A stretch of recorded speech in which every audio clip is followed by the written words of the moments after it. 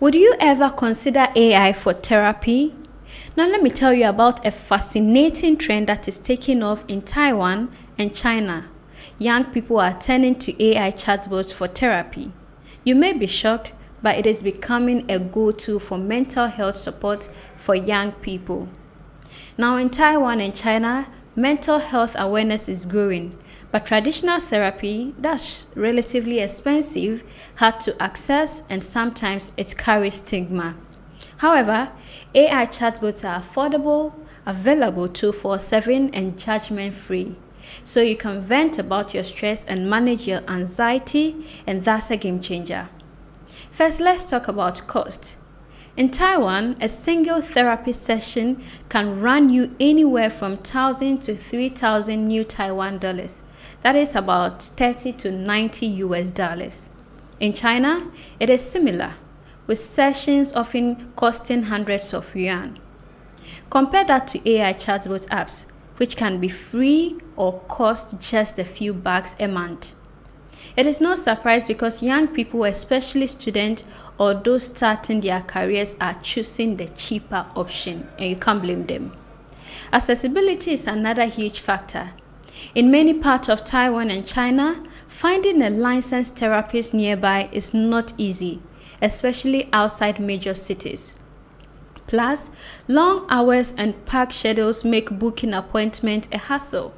But with AI chatbots, they are right there in your pocket, ready to listen whenever you need them, whether it's 2 p.m. or 2 a.m. Mental health professionals in Taiwan and China have reported rising rates of patients consulting AI before seeing them or instead of seeing them. Surveys, including a global analysis recently published by Harvard Business Review, show psychological assistance is now a leading reason for adults to use AI chatbots. On social media, there are hundreds of thousands of posts praising AI for helping them. Now let's talk about stigma. In both Taiwan and China, mental health conversations are still taboo in many communities.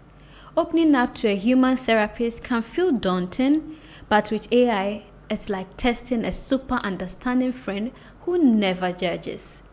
Apps like Wobot, Replica, or local platforms like Zhaoice in China are designed to guide users through mindfulness exercises, cognitive behavioral therapy techniques, or just provide a safe space to vent.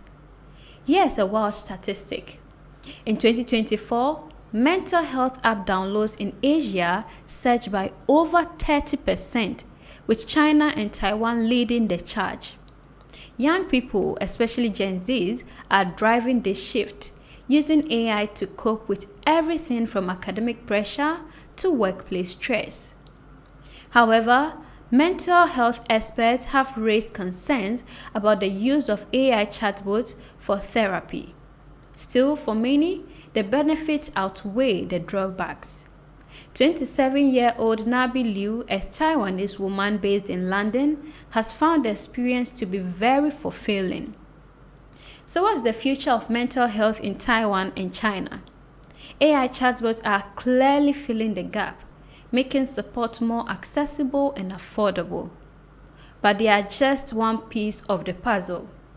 As mental health awareness grows, we might see a world where AI and human therapists work together to help everyone thrive.